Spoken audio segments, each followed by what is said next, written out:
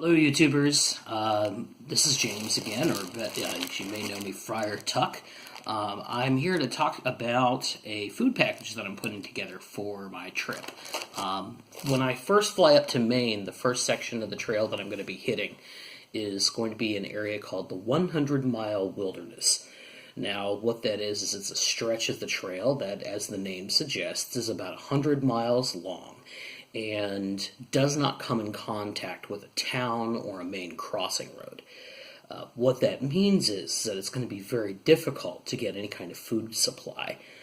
There are some companies or businesses that will sell you food and drop it off. They're in the 100-mile wilderness. But in order to be conscious of my budget, what I'm going to do is I'm packing up enough food to carry me through the full 100 miles. And I'm going to carry that the entire distance.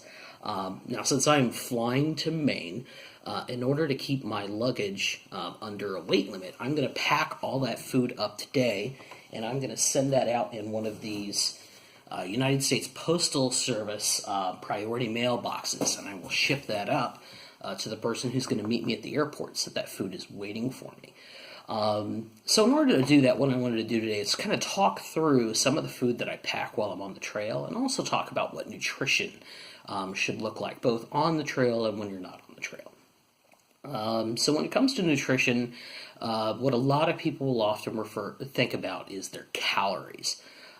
Calories is a difficult term. What it means is that it's just a measurement of the amount of energy that is stored in that food.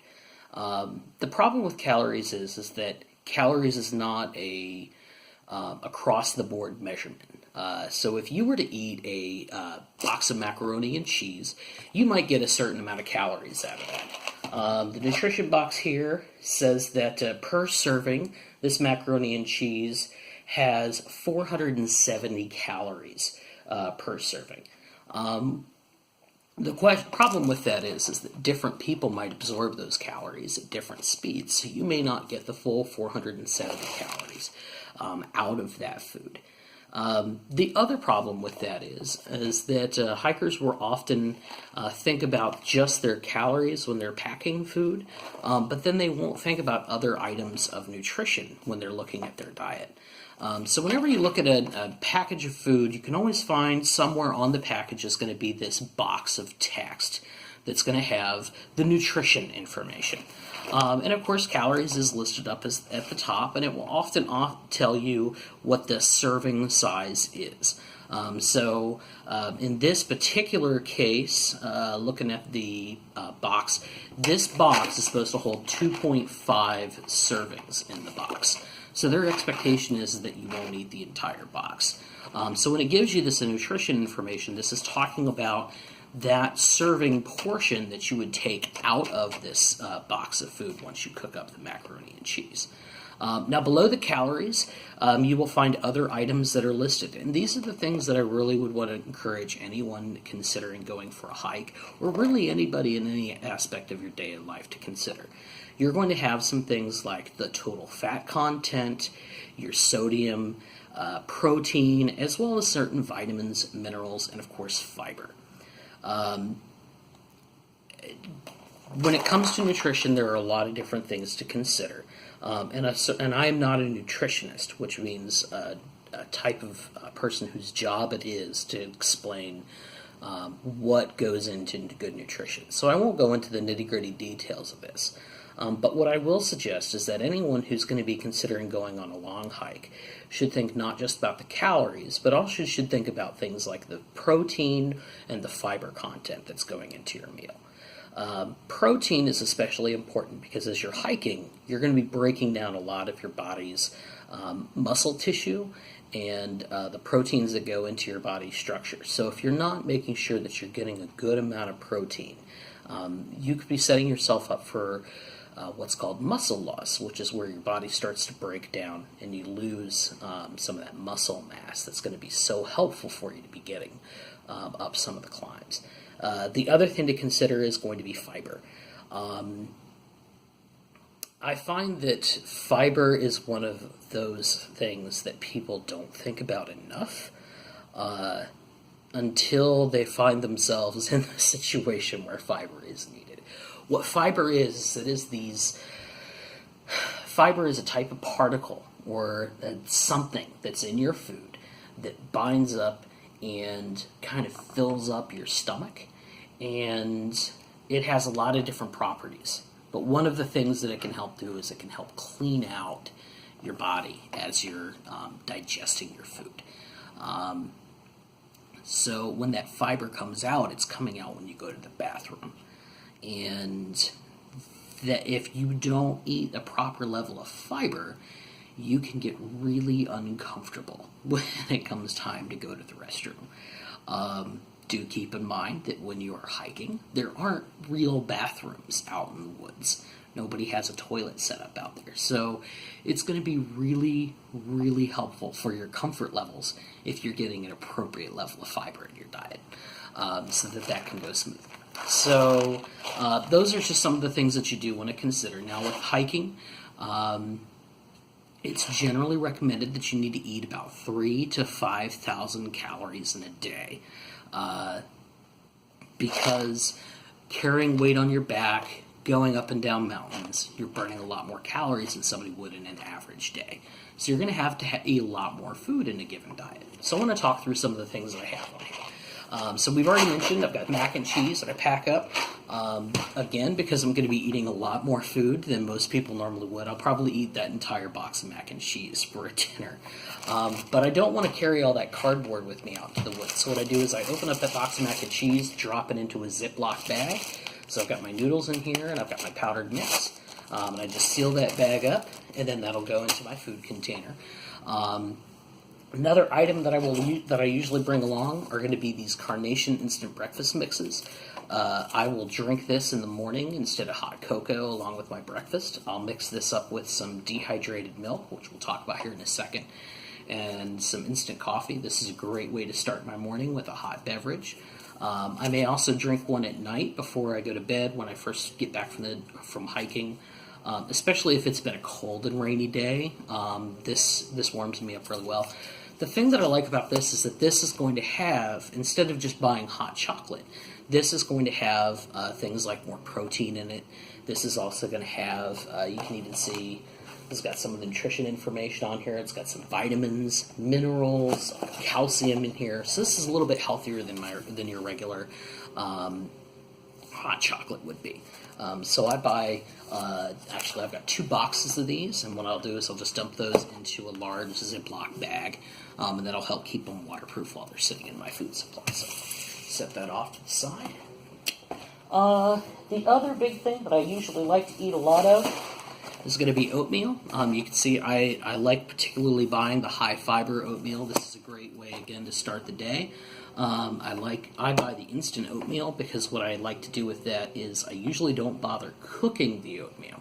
What I'll do is I'll just zip open the oatmeal package. I'll pour a little bit of water directly into the package, some olive oil, a little bit of that dry milk powder, and just eat straight out of the package. That is a great way to get the morning started. Doesn't take a whole lot of effort to cook it. Again, I'm not looking at a whole lot of mess because I eat it straight out of the package rather than cooking it in a cook pot, and really helps me get my day started without having to go through all the rigmarole, the full cooking and everything. But again, what I'll do is I'll open up this box and I'll dump all of those little individual packets into a Ziploc bag, and I'll ship that off. So you might notice I talk about Ziploc bags a lot. That is a tip that I highly recommend to anybody who is packing up a food supply. Put everything into Ziploc bags. That's going to give you a couple of advantages. One is it's going to help you keep your food organized, so that you can have items separated out to the way that you want them. You'll have your noodles in one spot, you're going to have your breakfast items in another spot, and it kind of helps you keep those sorted. The other is that it's going to help with waterproofing. There is nothing more depressing than hiking for a full day in the rain. Wake up in the morning to go hiking. It rained overnight, and you find that your food bag got soaking wet, and the food inside is soaking wet. So that Ziploc bag is going to be an extra layer of protection on top of however you're storing your food, to make sure that food doesn't get soaked by the rain. So I like that. Then the final advantage, and probably the biggest one for me, is that those Ziploc bags can become storage for trash. No matter what you do to package up your items, you are going to have some trash. Do not ever leave trash behind out in the wilderness. We always want to follow what's called leave no trace, which is when we leave the trail, there should be nothing of us left behind. All of our trash, everything that we carry with us out onto that trail needs to come home with us. So following those leave no trace or LNT principles, you're going to use those Ziploc bags to package up your trash and then take those items back with you so that they can be properly disposed of when you get home. So that's another great thing with the Ziploc bags, is I like to use those for it. Another item is, I've mentioned this already once or twice, is I am a big fan of dehydrated milk. So what I do with this is I take this dehydrated or dry milk powder, and I add this to various meals. This does a couple of things. Probably the first and most selfish is that it is going to add a little bit more flavor. So I'll add this to my macaroni and cheese. That dehydrated dry milk powder is going to give just a little bit more flavor to the instant mac and cheese that I've got there. Like I said, I add it to my oatmeal. I buy these instant noodles, these Alfredo pasta noodles. I'll add it to these. It's another great way to add some quick flavor. And then the other thing that I like about it, of course, is that it does add a little bit of nutrition. You're looking at some extra protein. You're looking at some calcium. It's a quick way of adding some of that extra nutrition to your meal. Of course, I buy the dehydrated skim milk powder just because it doesn't spoil. You can buy there is in the aisles whole milk or whole dehydrated milk powder. That is usually going to be in a separate aisle along with like baby formula. If I know that I'm going to be able to take something right out onto the trail, I'll buy that. But since this is a food package that I'm going to be shipping ahead and it's going to sit for a week before I get there, and then I'm packing up enough food to last me for 100 miles, I'm buying the dehydrated skim milk because I want to make sure that fat that's in the whole milk can go rancid.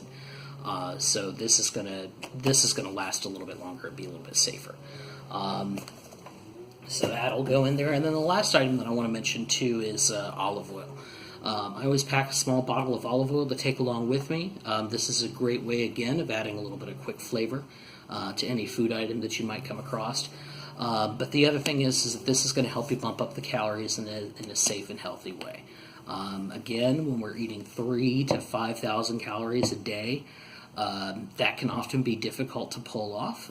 So you want to find those items that are going to have the necessary calories to give you the energy you need in a day. Because remember, calories, that is a measurement of energy, without adding a whole lot more weight. So olive oil is a great option to consider there.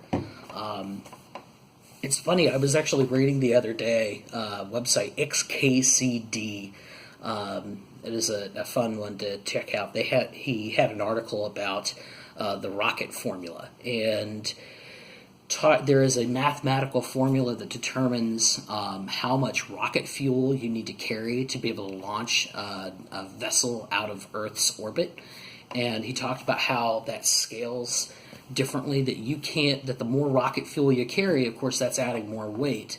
And, of course, the more weight that you add, then that's the more fuel that you need, and how that puts you into this strange, vicious cycle. So they have to be very cautious about considering what types of rocket fuel they'll use to get that most bang for the buck, to be able to beat that formula. It's the same way when it comes to your hiking food. You want to make sure that you find those items that are going to carry enough energy, that potential energy in your food, while at the same time not drastically increasing the weight that you carry. Because the more weight that you carry, the more energy you're going to need from your food. So you want to be very savvy about how you pack your food items on there. But yeah, so that is kind of a quick overview of the food items. Of course, it's not everything. I do have some electrolyte powder that I carry.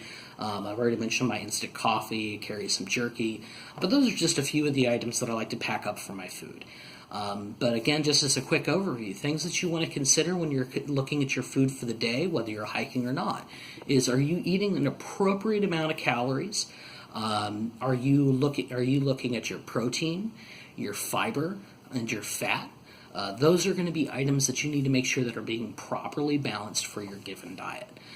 So I've mentioned what kind of levels are necessary for my hiking diet because I'm hiking all day.